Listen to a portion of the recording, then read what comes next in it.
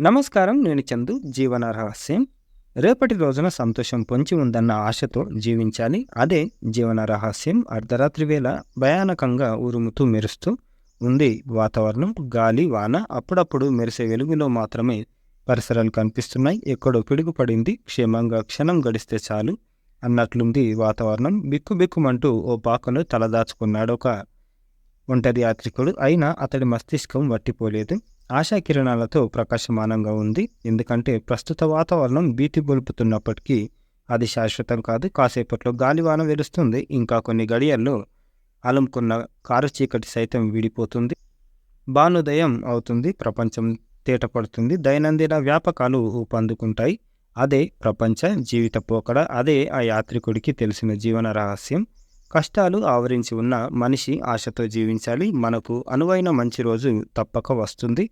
ఎన్నడూ దైన్యాన్ని ఆశ్రయించకూడదు. ధైర్యాన్ని కోల్పోకూడదు. మానవ జీవితం ఎవరికి పుట్టుకతోనే పూల పాన్పు కాదు.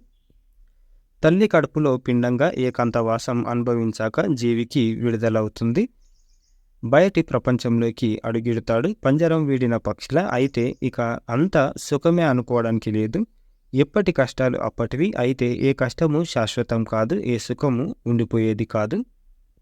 అవన్నీ కదిలిపోయే మేఘాలు అన్నారు పెద్దలు. మేఘం సూర్యుడిని కప్పివేసినప్పుడు వెలుగు తగ్గుతుంది. అయితేనేం చల్లని నీడ ఆవరిస్తుంది. ఆ నీడలోనూ పగటి వెలుగు నిక్షిప్తమై ఉంటుంది. మనిషికి కష్టకాలంలోనూ సుఖానుభవం ఉంటుంది. అయితే మనసుకు దుఃఖం ముసుగు తగిలించడం వల్ల సుఖానుభవాన్ని గుర్తించి ఆస్వాదించలేకపోతాడు మనిషి.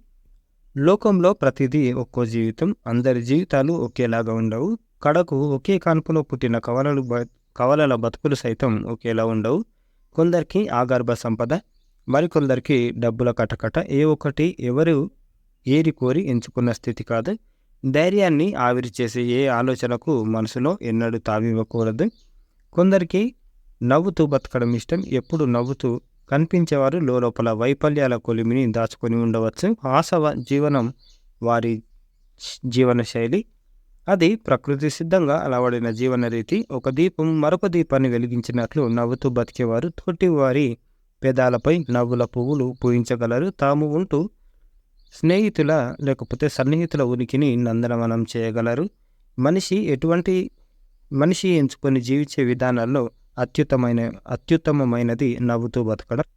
స్వభావరీత్యా అది అంత సులభం కాకపోతే ప్రయత్నంలో పెదవులపై ఓ చిరునవ్వు, ఓ చిరు దరహాసాన్ని సదా ధరించడం వల్ల లోకం అతడితో స్నేహం చేస్తుంది. ఆనందాల పంట అంది వస్తుంది.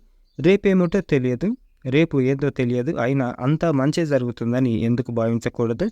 రేపటి రోజును